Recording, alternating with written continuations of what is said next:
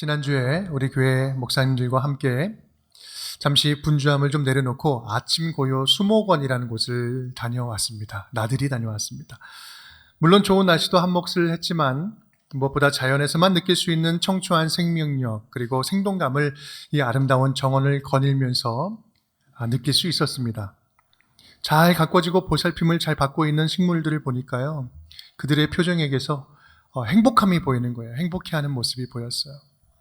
우리의 몸과 마음이 그런 자연을 접하면서 정화도 되고 치유되는 것을 보면 이 건강한 자연이 품고 있는 그러한 행복함이 우리들에게 스며 들어오기 때문은 아닌가라는 생각을 했습니다.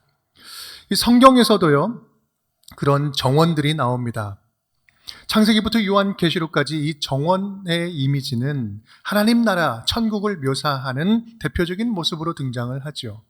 이 창세기에 나오는 대표적인 정원이 있다면 무엇일까요? 에덴 동산. 그렇죠. 에덴 동산. 하나님이 창조하시고 바라보시면서 기뻐하시던 최초의 정원이 바로 에덴 동산이었습니다. 그러면 요한계시록에 나오는 정원은 어떤 정원일까? 요한계시록 22장 말씀을 보면 태초의 에덴 동산을 연상케 하는 그곳에 있었던 생명나무가 다시 등장을 합니다. 그래서 새 하늘과 새 땅의 모습을 통해서 궁극적으로 천국의 아름다움을 이 정원을 통해서 묘사하고 있죠. 이 말은 하나님이 태초의 세상을 멋지게 창조하시고 또 훼손당하고 고통당하는 이 피조 세계를 다시 역사의 마지막 날에 다시 회복하겠다라고 하는 당신의 지극한 사랑이 담겨져 있는 표현이 이 정원에 담겨져 있습니다.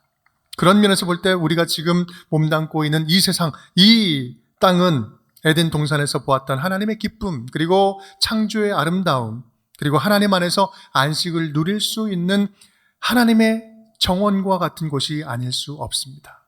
그런 세상을 향한, 이 땅을 향한 하나님의 탄성, 감탄사가 있다면 무엇이겠습니까? 보시기에 심히 좋았더라.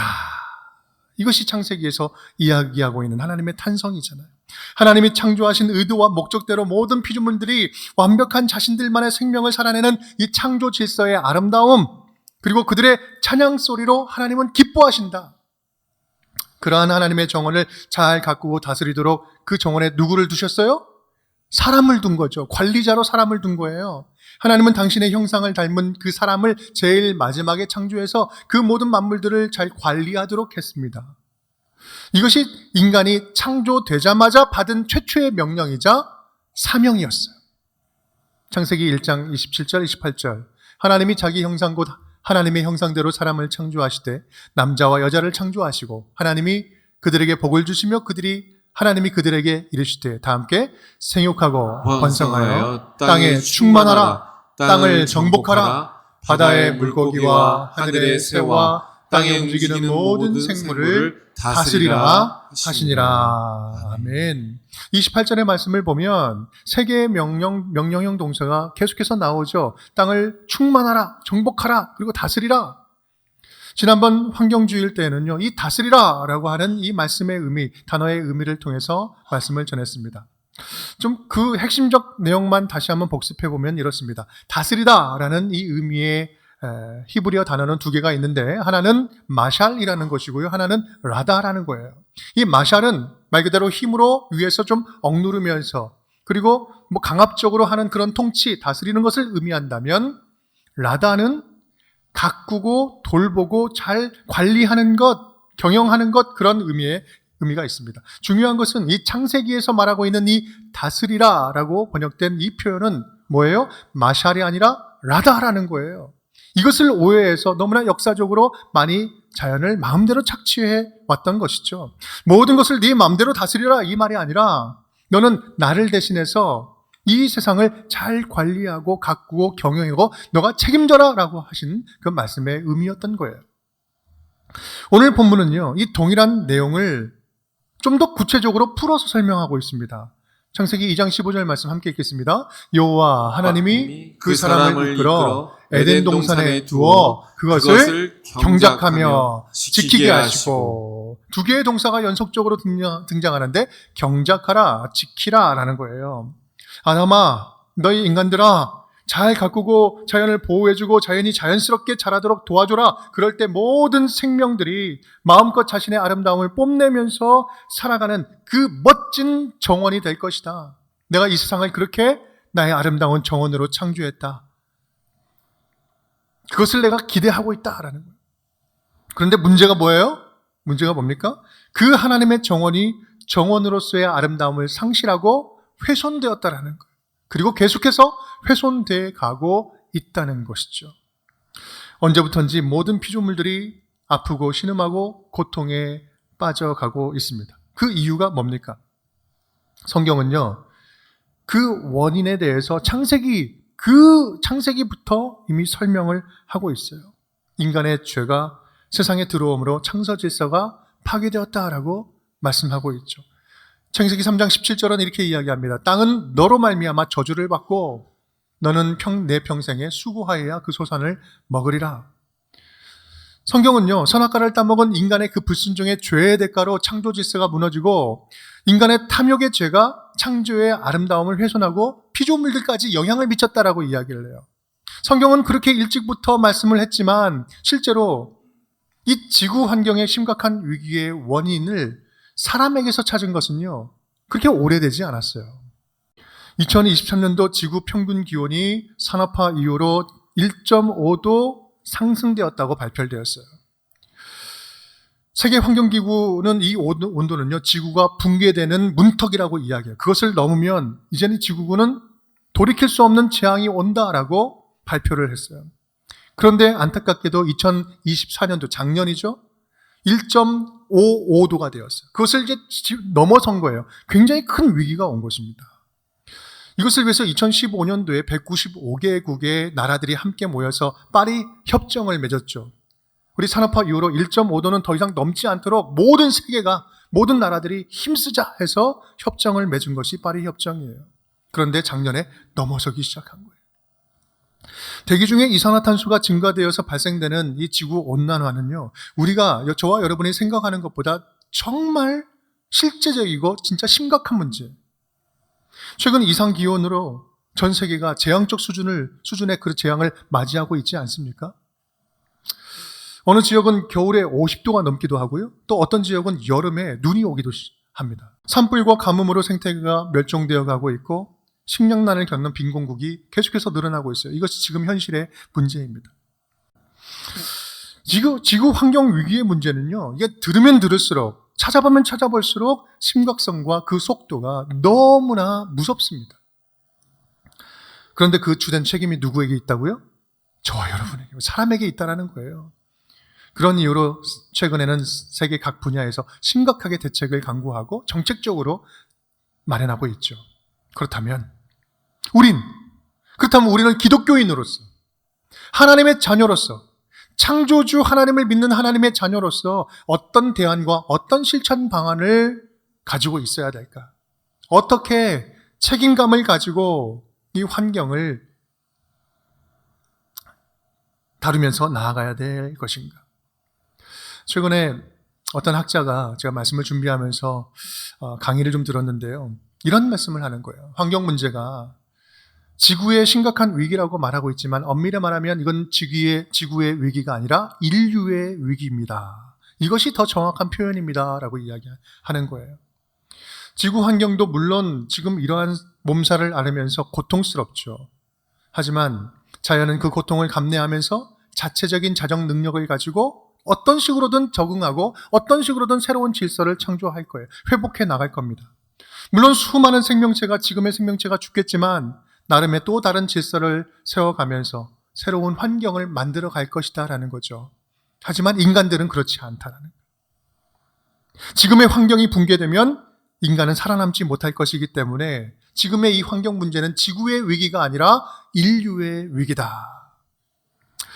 그 말을 들으면서 참 맞는 말, 충분히 공감이 되고 맞는 말 같다라는 생각이 들면서 동시에 무서운 생각이 드는 거예요.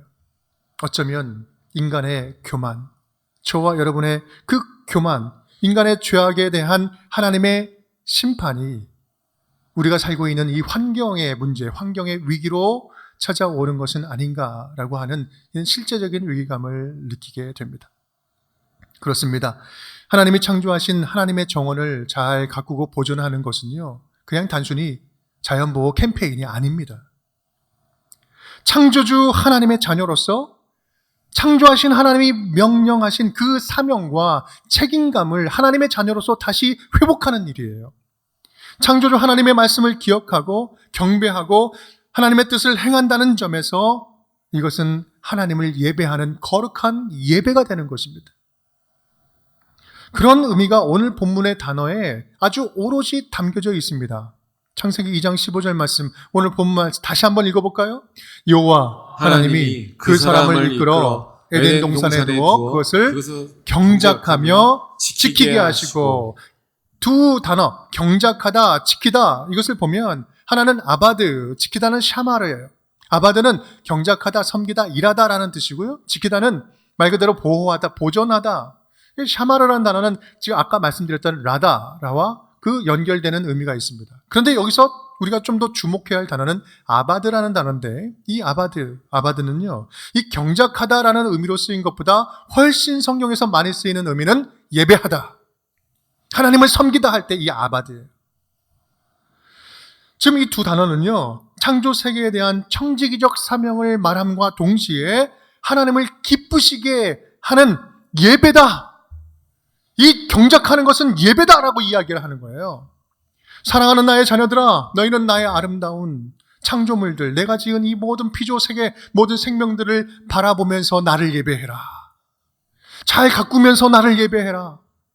내가 내게 맡긴 자연을 잘 보살피고 내 주위의 여러 환경들을 잘 돌보면서 창조 질서를 지키는 일에 헌신하면서 넌 너의 창조자 하나님을 바라보고 기억하고 나를 예배해라. 이 모든 것들을 잘 가꾸고 경작하는 것은 나를 예배하는 행위다. 여러분, 오늘 창조주 하나님을 기억하면서 저와 여러분 안에 있는 이 예배에 대한 편협한 시각을 좀 내려놓았으면 좋겠어요. 기독교의 예배는요, 정해진 곳에 나와서 드리는 형식적인 종교 행위일 수 없습니다. 주일날 교회 나와서 말씀 듣고 기도하고 돌아가면 끝난 그런 예배가 아니에요. 하나님이 우리에게 원하시는 예배는요, 하나님께서 관심을 갖는 그 관심사에 우리도 관심의 전부를 드리고, 하나님이 사랑하시는 것을 우리도 사랑하기로 결단하고, 하나님의 뜻이 있는 곳에 내 삶을 드리기로 결단하면서 나의 삶을 하나님의 영광으로 올려드리는 것, 그것이 진짜 예배 아니겠습니까? 그렇게 하나님을 높이고 찬양하면서 하나님의 뜻을 분별하면서 나아가는 것, 그것이 참된 예배자 아니에요?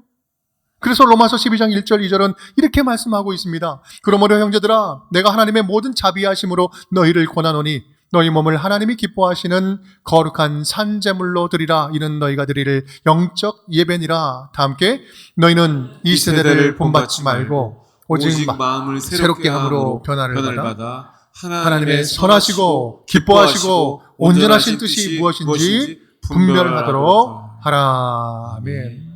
사랑하는 여러분, 창조적인 관점으로 볼 때 하나님께 영광을 올려드리는 예배가 어떤 예배입니까? 하나님이 지으신 모든 피조물들이 하나님의 뜻대로 본연의 형상을 온전히 회복하고 창조 질서대로 살아가도록 도와주는 것, 살아가도록 하는 것, 그 모습을 기뻐하며 그 모든 피조물들과 함께 하나님을 예배하는 것, 찬양하고 예배하는 것, 그것이 바로 주님이 원하시는 예배 아니겠습니까? 그래서 성경은요, 끊임없이 모든 만물들이 하나님을 찬양하도록 이야기하고 있는 거예요. 함께 읽겠습니다. 해와 달아 그를 찬양하며 밝은 별들아 다 그를 찬양할지어다. 하늘의 하늘도 그를 찬양하며 하늘 위에 있는 물들도 그를 찬양할지어다. 그들이 여호와의 이름을 찬양함은 그가 명령하심으로 지음을 받았음이로다. 아멘. 시편 19편 1절은 이렇게 이야기합니다. 하늘이 하나님의 영광을 선포하고 궁창이 그의 손으로 하신 일을 나타내는도다. 여러분, 하나님이 우리에게 원하시는 진짜 예배는요, 그 아바드 예배는 다른 게 아니에요. 하늘과 땅이, 동물과 식물이, 인간들이, 해와 달과 별과 모든 바람과 모든 만물들이, 모든 꽃들이, 모든 풀들이 하나님의 말씀 안에서 그 질서를 회복해 나가는 것, 창조의 아름다운 형상을 드러내며 살아가는 것, 이것이 아바드예요. 인간의 탐욕이란 죄로 어그러진 생태계가 다시 조화로움을 회복하고 서로 상생하면서 그것으로 하나님을 찬양하고 그들과 함께 찬양하는 것, 이것이 바로 하나님이 우리에게 원하시는 아바드 예배라는 말씀입니다.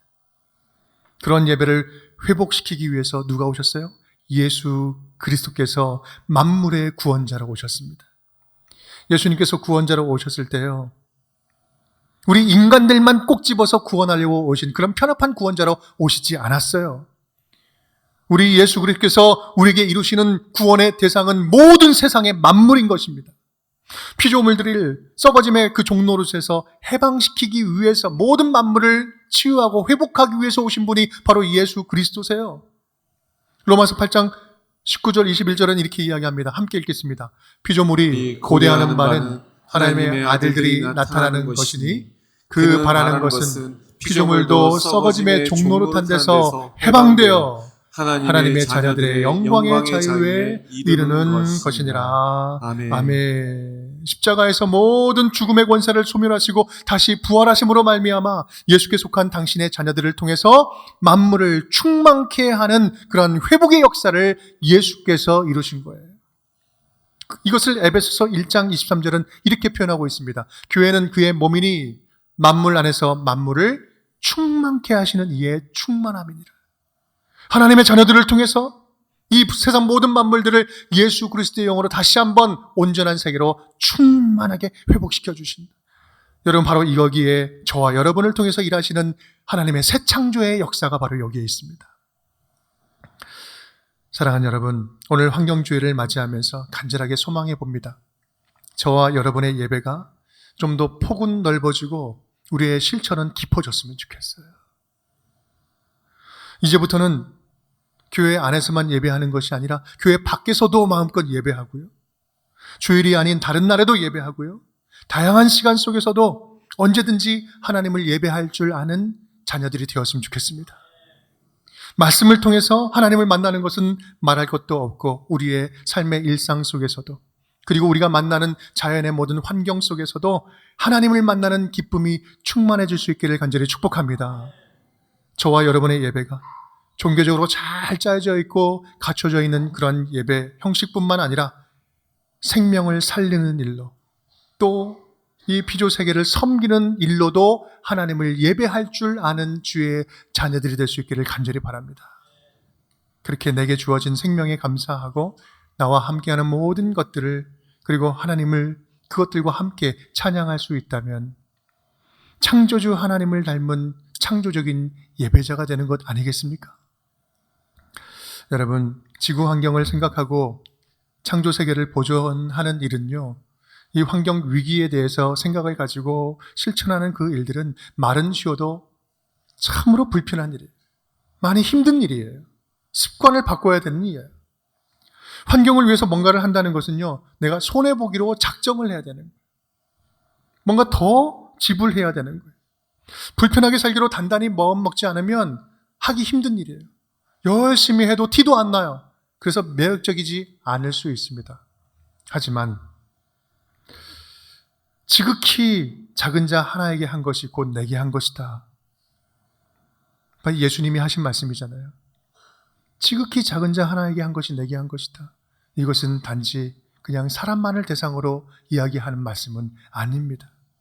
지극히 작은 생명들, 모든 죽어가는 것들을 살리려고 하는 우리들의 작은 헌신이 하나님을 기쁘시게 하는 거룩한 예배가 된다는 사실을 우리가 믿는다면, 환경을 살리고 회복하는 일에 우리가 다시 힘을 내는 것은요, 하나님이 바라보시면서 존귀하게 여기시는 하나님의 자녀다운 모습 아니겠습니까?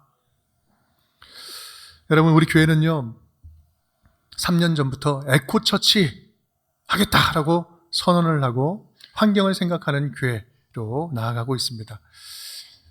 환경을 좀 생각해 보자는 거죠. 사실 교회적으로 실천하는 이 환경운동은 부끄러울 만큼 많이 부족합니다. 아직 너무나 부족해요. 하지만 마음만큼은, 그리고 새로운 먼 결정을 내릴 때 환경을 생각하면서 결정하자라고 해 나가고 있죠. 이것을 위해서 우리 교회에서는 에코처치 기획팀이라는 게 있습니다. 열심히 섬기고 있어요. 우리 교회의 체질 변화를 위해서 여러 가지 아이디어들도 내주시고 또 활동을 하고 있죠. 바라기는 여러분, 우리 교회에서 그래도 맞는 일에 헌신하고자 하는 에코처치팀, 우리 교회의 여러 가지 환경을 위한 실천적인 일들에 성도님들 많이 적극적으로 긍정적으로 함께 참여해 주시기를 부탁드립니다. 오늘은 그런 의미에서 이 환경 감수성을 위한 씨앗 심기를 이제 준비를 했어요. 초등부서 우리 아이들, 모든 아이들이 그것들도 다 할 겁니다. 환경을 위한 실천은요, 여러분, 혼자 하기는 참 힘들어요. 말로만, 생각으로만 우리 하지 말고, 우리 교회 안에서, 교회 공동체 안에서 구체적으로 하나님의 자녀다운 습관과 실천을 함께 배우고, 이 습관을 조금씩 함께 늘려갔으면 좋겠어요. 처음엔 좀 불편해도 해보면 좀 해볼 수 있지 않겠어요? 우리 교회에서는 2년 전부터 예반 카페, 1층에 있는 예반 카페에서 우리 일회용을 이제 안 하기로 결정을 했어요. 처음에 얼마나 힘들었는지 몰라요. 그러면 어떻게 하냐, 무엇으로 하냐, 좀 많이 혼란도 있고 좀 불만도 반발도 있었지만 지금 이렇게 한 2년 지나면서 지금 괜찮으시잖아요. 해볼만 하잖아요. 어느 정도 습관되면서 불편함이 많이 줄었습니다. 여러분 동참해 주셔서 너무나 감사드립니다. 우리 교회는 공식적인 회의 자료도 종이로 하지 않는 것이 한 1년 됐어요. 지금 너무나 좋아요. 익숙해졌습니다. 그리고 제 돈도 제 정인데 이게 의미가 중요하잖아요. 여러분 이렇게 하는 것이 얼마나 도움이 되고 얼마나 재정을 아끼고 얼마나 환경을 보존하는 것일까. 이 효과적인 측면을 보면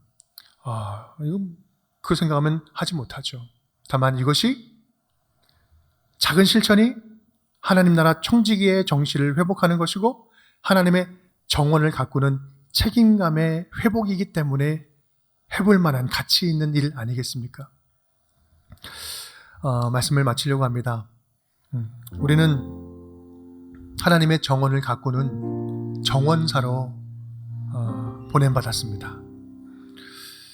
비록 말처럼 쉽거나 낭만적이지만은 않지만 당장의 성과가 보이거나 효과가 보이지는 않지만 그럼에도 이것이 하나님이 기뻐 받으시는 예배가 된다면 오늘부터 지금부터 하나씩 배워가고 실천하는 우리의 순종은 주님 보시기에 핫톱 참 보기에 좋다. 정말 믿음직하다. 그래 사랑스럽다. 하나님이 기쁘게 여기시는 우리의 모습 아니겠습니까?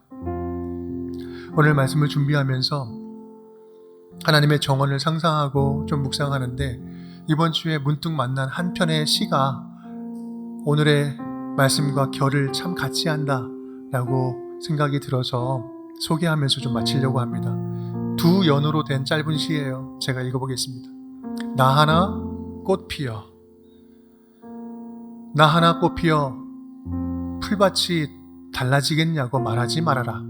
네가 꽃피고 나도 꽃피면 결국 풀밭이 온통 꽃밭이 되는 것이 아니겠느냐. 나 하나 물들어 산이 달라지겠느냐고도 말하지 말아라. 내가 물들고 너도 물들면 결국 온 산이 활활 타오르는 것 아니겠느냐. 이 시를 읽는데요. 오늘 말씀 내용을 이 시에 잘 접목을 하고 그렇게 적용을 해보면 한 년 정도 더 만들 수 있지 않을까? 그래서 한번 제가 적어봤습니다. 여러분 함께 읽어볼까요? 나 하나 생명 돌본다고 환경위기가 사라지겠느냐고 말하지 말아라. 네가 아끼고 나도 돌보면 결국 온 세상이 온통 하나님의 정원이 되는 것 아니겠느냐.